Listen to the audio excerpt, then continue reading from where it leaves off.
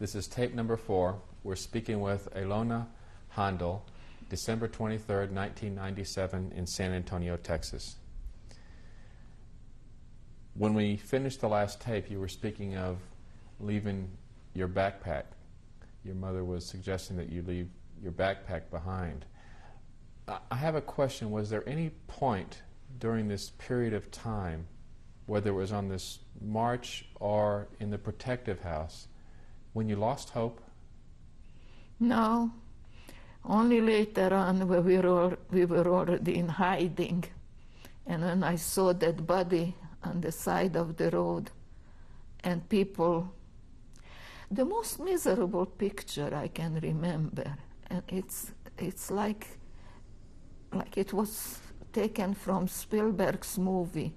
Those people moving around, all old people and children in the melting snow, and kids dragging their dolls behind them, and people carrying the last of their belongings. It was so discouraging, and I thought that my family members are in that group too. I didn't see them.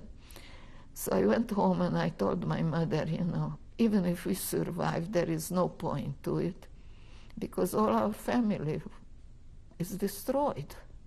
There will nobody alive to be with. So let's go up on the 3rd floor and jump off. And my mother said, no, it will be okay. They will be okay. We kept each other from losing hope. So obviously I didn't jump. So you were on the other side of the bridge, you were taking a rest, and did you leave your backpack? Yes, we did. My mother found her wedding ring. Matter of fact, I'm wearing it. And we left. We had a loaf of bread and who knows what, anything edible was worth more than things. And after I let those girls who were hurried to go ahead and get a good place if they want to. And I asked one of the guys who were close by if he wanted the food. And I told him that we won't need it because we are not going to the end. We're going to escape. And he said, well, you can't do that. They're going to shoot you. So I said, fine with me. They can shoot me right here, or they can shoot me wherever we're going, or they let me starve, whatever. It's better now than later. And he gave me his wife's phone number. I should call her and tell her where he's going. So I did that later. And as we were walking, it's a very wide road, and the streetcars going on one side, the cars in the middle, and then our sidewalks. We were walking on the road, and it was October or November. It got dark very early, and this other group, just as miserable as ours, was coming across, going backwards toward the city. And my mother said, I don't want to escape. I want to go there. I want to see where they're taking all these people. I said, Mom, I don't want to see it. Some people were thinking that we are all going to the same place, and we are going to meet there those that they took away earlier. We didn't know they are all up in dust. And at that time, from our line, people started to yell over to the other line, where are you coming from? And they said, from the brick factory. Are they sending everybody back? And they said, no, only the old people and the children. So I told my mother, okay, you want to go? They're going to separate us. You're going to come back, and they're going to take me away. And at this point, people started to run from our line over to the other side to go back. And I grabbed my mother really with strength and pushed her out on the other side of the line toward the sidewalk. And the soldiers were chasing those people who were running the other way, and we got on the sidewalk and we did about face and started very slowly walking back. With the other group? No, just the two of us. We didn't run where everybody was running because all the eyes were on those people. So my thing was going, they all ran running to the left, and I grabbed my mother and were going to the right. And once we were on the sidewalk, we just turned around and went into the first gate of a building. We were wearing like 3 layers of clothing. One of it was long pants. No women wear pants at the time. It was a giveaway. So we went under the gate, we took it off, rolled it up and put it into a wastebasket. And very slowly we were walking back. And what we do now, it was very dangerous to cross the bridge. They were checkpoints. So we got on a streetcar and we went back to the city, and nobody questioned us or anything. And then we arrived in the middle of the city, in front of the National Theater, that I remember. And then we got off the streetcar and we looked at each other. What now? There is no place to go. We cannot go back to our apartment. We cannot go back to that place that they just took us out of. It came out we could, because my aunt and my uncle went back there and they survived there the whole time. And we were talking there, and my mother said, you know that Fehér János, another János, they live just not far from here. Let's go see if they put us up for a couple of days. And who was that person? That was an army buddy of my father's. And he's the one who took all the gold and diamonds and didn't give it back. Before you continue, do you know what happened to the people who continued in the line that you were in? They took them back to the same building. They walked them around for a long time, and it became dark. They took them back. And they stayed there to the end. And so you went to the home of Mr. János. So I went to these people. Their apartment building was right next to the headquarters of the Nyilas Kereszt. It was a different kind of cross, not like the German cross. It was had this thingies at the end. So I said, you know, that real too close for comfort, but we had no choice. And we ring the doorbell, and they open the door, and they are so happy to see us. How are you? And they were having a party. And all my father's friends from the army were there. Oh, so good you came. They didn't remember that they never invited us. They didn't even know where we were. And I couldn't wait for these people to go home already. You know, they eat, they drink, they talk. And we were putting on a good face, and finally, probably they were waiting for us to leave, and I was waiting for them. Finally, they left. And then we told them that we just stepped out of a dead marsh. And sure, you stay here, you sleep in this, gave me their bedroom, and they went into another room to sleep. And it was fine. Next day was okay. The third day, the guy didn't come home to sleep. So my mother asked her, where is he? Oh, he had to go someplace. Next night, he didn't come home to sleep. And my mother was a pretty smart woman, other than she wanted to go and see where they're taking all those people.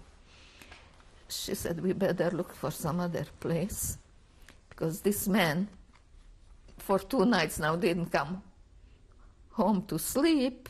It will not be for long until he sends those Nazis over here to pick us up. So I went with it, and that neither me nor my cousin can remember. How did we find each other? We were talking about this last summer when he was here. Lots of things one of us remembered or the other. This thing we just don't remember, how we always found each other. Which cousin was this? The one that's the baby in that family picture. What's his name? Now it's Seneshimre, but his name was Stern. And so he came in his uniform, and we went arm in arm, and if we saw some soldier coming across, we kissed.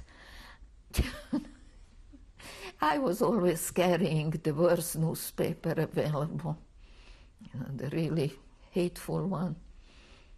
Once when we went out with my mother, we brought a Christmas tree and we carried it home.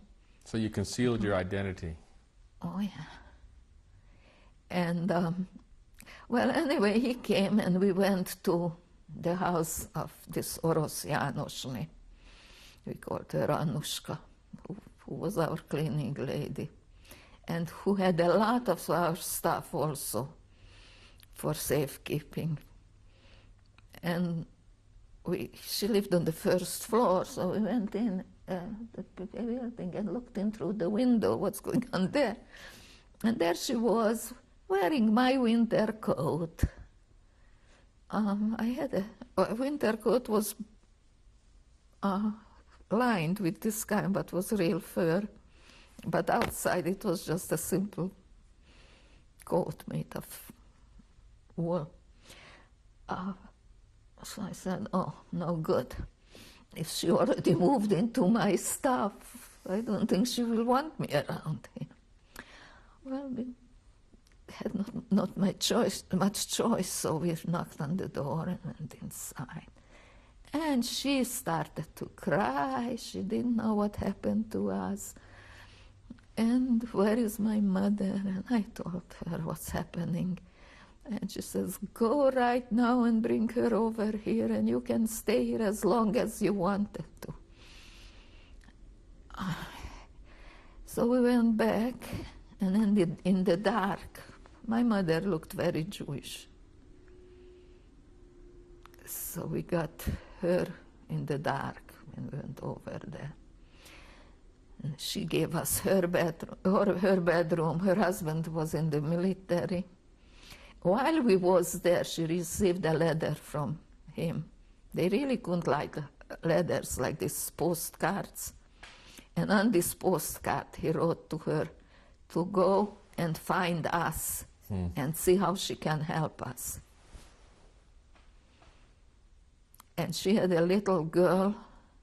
It's not her youngest sister that she brought up like it was her daughter.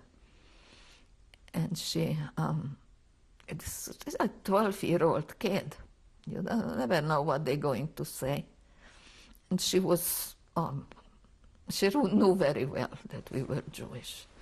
And I was very afraid of her. Not for wanting to do us something bad, but to say, one time, the super's son came in to play with her, and they were playing this game like Old Maid or something. And one of the pictures had on it a bear, very elegantly dressed bear. And this little boy said, gee, I got the Jew again. And whenever that card came into his hand, he said, that Jew is here again. What made that bear Jew, I don't know. But this little girl all of a sudden stood up, very erect, and said, "And this house you don't Jew, understand?" Oh, I said, "No, this kid will." And the little boy said, "Okay." So I thought that was a giveaway. Everything was something just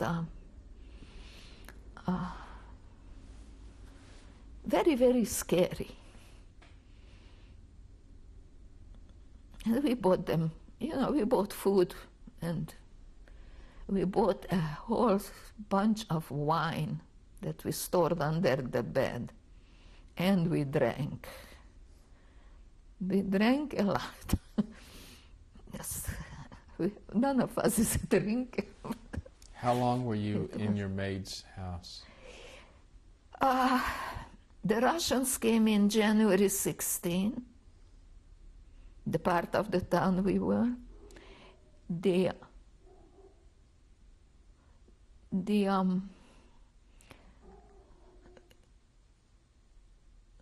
ghetto was freed like 2 days later.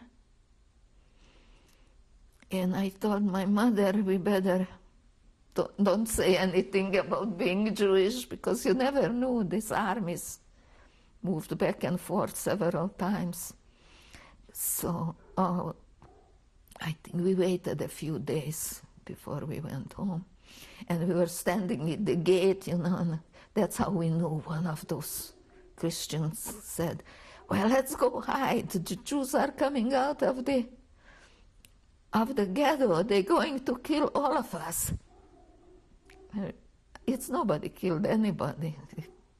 We didn't have the strength or the will or anything, but they hung 2 people on the main square in the city. Who hung the people?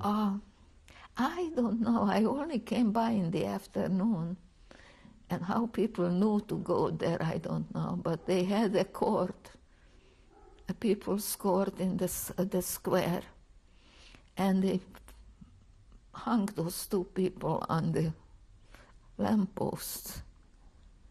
And when I came by, I just was going to see if some of my friends are alive. And I saw them hanging there. You know what they looked like? Those straw men that people put out on for Halloween. They didn't look like real people. That all the life was out of them. And then I heard the story that they were tried and condemned and hanged. That was the only thing. To see those children who remained, who were not killed, walking around without their parents. It looked like little old men, skin and bone. And looking around, there were at the bathhouse, the Jewish bathhouse, there were bodies like firewood, this way and this way, and these little kids walking around looking for their parents. And there was no way to bury anybody. Everything was frozen over. And when it started to thaw, like in March, the smell was unbearable all around. There were stores. People opened up the front of the store, was stocked full of bodies. I mean, when do you happen to see dead bodies? And mountains of them. And I was young. I mean, I was not a kid, but I was young. How old were you at that time? 23.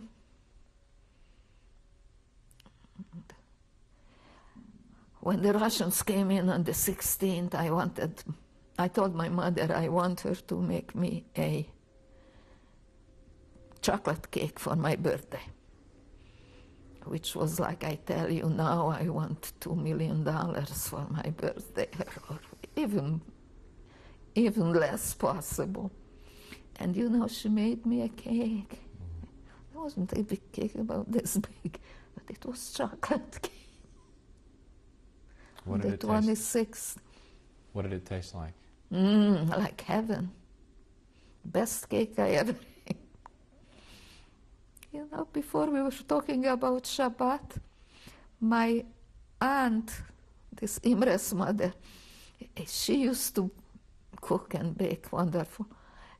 She made challah for Shabbat, and she baked 2 little challahs for us, and 1 little cake just for us, and we took it into the dollhouse, and we had our own Shabbat. Those were the great times. So you ate the cake, and this was right after the Right Russians after liberated these people, these fair people that we were at their house for a couple of days, they had a grocery store. And they gave my mother 2 eggs and who knows, a little, no, the flour we got from a Russian soldier. My mother gave a heavy gold chain to a Russian soldier, and he gave us not a very big bag, but a bag of flour. So my mother baked and cooked, and we burned up most of our furniture that was left in the house. Much of it was carried away, and we were looking. When it was gone, we were looking something. We became scavengers. What So look you went- around, and that was already, we were freed. So you went back to your original home? We went to back our original home. There were no window panes. They were all bombarded out. In the bathroom where the water heater used to be, there was a big hole in the wall. Some bomb came through there. There were holes in the closets, doors, and lots of furniture wasn't there. And what was there, we burnt away. So one day we found a tire, a big tire. We cut it up into pieces and we burned it in the stove. Ever smelled burning rubber? Those are the things that, just won't go away. Will stay with me forever, I think, unless after this I forget everything. And when did your father come back? Well, then we start waiting for who is coming back. In our mind, the Russians came in, and our men will be right behind them. They were not. But after a while, in one of the synagogues, they had a soup kitchen. I thank God I never had to go there. My mother always managed to find something to eat. Strange things sometimes that normally I wouldn't eat. But I was hungry. And at the same synagogue, they put on every day a survivors list from the camps. And my mother's brother, Langmore, and my mother's brother-in-law, Stern Shandor, the father of that cousin I keep on mentioning, came on the same list. And Stern Shandor came home, and Langmore, we don't know what happened. For my mother, for years, it was that he got amnesia and he's walking around somewhere, not knowing who he is. They probably died of starting to eat or something. Lots of people died. He was a great guy. And when did your as father? I say, when we already had a name, it was a great happiness they are alive, but not everybody on the list came home. And we kind of Passover came around, and my mother said, he'll come home for Passover. No, before that, on March 7th was my parents' anniversary. And I went around looking for a store when I can buy something to give my mother at least a present if her husband is not here, you know. And I found a hat store, so women's hats, you know. So I went in and I bought her a hat. He had as much use for a hat as I don't know, a hole in the hat.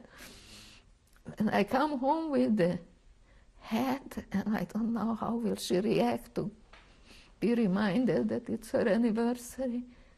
And she's all excited.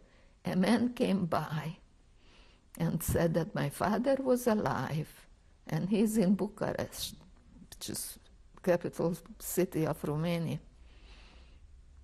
And my mother says he probably be home for Passover. But this guy also told us that he doesn't want to come home because somebody told him that we are all dead, that nobody is alive. But my mother said he'll come home for Passover. So Passover came and went, and he didn't come home. And we packed another backpack and went out to the train station and voluntarily boarded a cattle car and waited for it to go someplace. No idea whether it will go or will not go. And lots of people were there doing the same thing. Where were you trying to go? To Romania to find my father. And there, finally, I think we sat there all night. We went out there at the end of Shabbat, and the next morning the train started to move. And basically, it went in the right direction. And we arrived to the Romanian border, and then we had to cross the border so they won't catch us. We had no passport or anything. And of course, we stayed overnight in some hotel, and then in the morning a peasant was taking us over to the other side, and the Romanians caught us. I cannot tell you I was never in jail because they put us in a jail cell. And we were there for, I don't know how long, during the day, and the soldier who was taking care of us said that we have to wait until the chief will come and tell what to do with us. Okay, Let's stop there, and we'll pick it up at the next tape.